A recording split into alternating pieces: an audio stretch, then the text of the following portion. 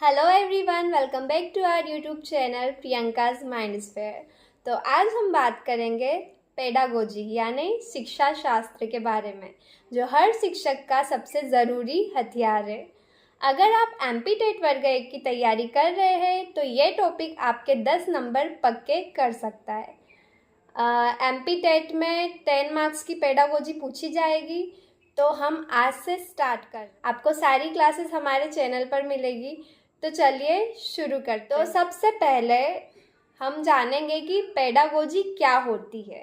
ठीक है, तो सबसे पहले समझते हैं पेडागोजी का मतलब क्या होता है। पेडागोजी जो है वो एक ग्रीक शब्द है। मैं बोल रही हूँ, आप नोट्स बनाते जाओ। मतलब जो आपको पहले से पता हो वो तो ठीक है, लेकिन जो आपको नहीं पता हो या कुछ न्यू इन्फॉर्मेशन लगे तो नोट्स बनाते जाओ और लिसन केयरफुली। ओके, तो पेडागोजी एक ग्रीक भाषा का शब्द है जो कि पेडागोगस से लिया गया है। इसमें पेडा का अर्थ होता है बच्चा, ठीक है, और गोगस का मतलब होता है मार्गदर्शक। मतलब इसका सरल मतलब है कि बच्चों को सिखाने की कला और विज्ञान, है ना। बच्चों को कैसे सिखाते हैं, टीचर उनके मार्गदर्शक होते हैं, ठीक है। मतलब पेडागोजी जो है वो तरीका है जिसकी मतलब जिससे एक शिक्षक ये तय करता है कि बच्चे को क्या पढ़ाया जाए। ठीक है, बच्चे को क्या पढ़ाया जाए, कैसे पढ़ाया जाए और क्यों पढ़ाया जाए। मतलब एक उदाहरण से समझते हैं। फॉर एग्जाम्पल, मान लीजिए कि एक बच्चा मतलब किसी किसी को कहानियाँ सुनना पसंद होता है ना, तो एक बच्चा कहानी सुनकर जल्दी सीखता है, ठीक है, जबकि दूसरा बच्चा चीज़ों को देखकर जल्दी समझता है, कुछ प्रैक्टिकल करके जल्दी समझते हैं। अच्छा शिक्षक वही है जो इन दोनों बच्चों की ज़रूरत के अनुसार पढ़ाने की विधि चुने। यही है पेडागोजी। तो अलग अलग बच्चे अलग अलग विधियों से पढ़ना पसंद करते हैं। तो हम मेथड्स को मिक्स करके भी किसी टॉपिक को हम मिक्स वीडियो के साथ भी एक्सप्लेन कर सकते हैं, ठीक है। अब बात आती है कि पेडागोजी क्यों ज़रूरी है। पेडागोजी की ज़रूरत क्यों है? क्योंकि हर बच्चा अलग होता है ना। हर बच्चा अलग होता है, उसकी सीखने की क्षमता, समझने का तरीका सब कुछ अलग होता है। एक ही तरीका हर छात्र पर लागू नहीं किया जा सकता, ठीक है। तो मतलब आपको बच्चों के जो इंडिविजुअल डिफरेंसेस होते हैं उनको देखते हुए मेथड्स का यूज़ करके पढ़ाना होता है। पेडागोजी ये तय करता है कि शिक्षक कौन सी टीचिंग मेथड अपनाए, कैसी भाषा बोले, कितनी एक्टिविटीज़ करवाए और कैसे बच्चों की समझ जांचे, ठीक है। तो ये था कि पेडागोजी की ज़रूरत इसीलिए पड़ती है ताकि शिक्षक प्लान करे कि हाँ कितनी एक्टिविटीज़ कराना है, कैसे बच्चों को समझ में आया कि नहीं, ठीक है। अब हम एक एग्जाम्पल से समझते हैं ना, real life example.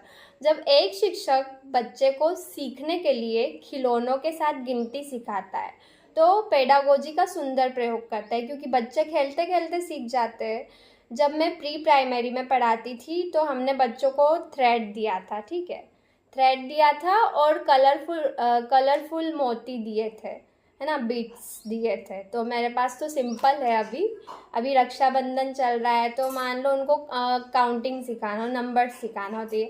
1 how many, मतलब कितने इसमें मोती है ना, इस टाइप से पूछ के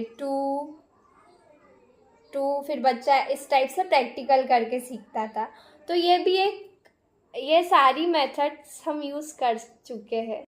तो मैंने सोचा कि जो मैंने किया है प्रैक्टिकली वही एग्जाम्पल लूँ। अब बात आती है कि पेडागोजी के मुख्य मुद्दे, है ना। ये हमारे सिलेबस में टॉपिक है फर्स्ट। अब बात करते हैं पेडागोजी के मुख्य मुद्दों की, है ना। ये जो मुख्य मुद्दे हैं ये आपकी पहला भाग है सिलेबस में, चेक कर लेना, ठीक है। तो पेडागोजी से जुड़े मुद्दों की बात करते हैं जो कि एमपी टेट एग्जाम में पूछे जाते हैं। तो पहला है अधिगम, यानी कि लर्निंग। बच्चा कैसे सीखता है, अनुभव से, दोहराकर या खेल से, है ना। कई सारी लर्निंग थ्योरीज भी पढ़ेंगे हम, है ना। सबसे पहले हम लर्निंग थ्योरीज पढ़ेंगे, अलग अलग साइकोलॉजिस्ट की, और उसको मतलब रियल लाइफ एग्जाम्पल से कनेक्ट करके पढ़ेंगे तो आपको जल्दी समझ। और हाँ, learning theories BEd second semester में भी और एमपी टेट वर्ग 1 एग्जाम के सिलेबस में भी है। सेकेंड पॉइंट है अभिप्रेरणा, मोटिवेशन। बच्चों में सीखने की चाह कैसी जगाई जाए। अभिप्रेरणा भी आपका बीएड सेकेंड सेमेस्टर में भी। तीसरा है पुनर्बलन, रीइंफोर्समेंट। मुझे ये सारे टॉपिक्स इसलिए आते हैं क्योंकि मैंने सेकेंड सेमेस्टर में अच्छे से पढ़े हैं, मतलब डीपली, है ना। तो पुनर्बलन क्या होता है, अच्छा काम करने पर प्रशंसा देना ताकि बच्चा बार बार अच्छे काम करे, है ना।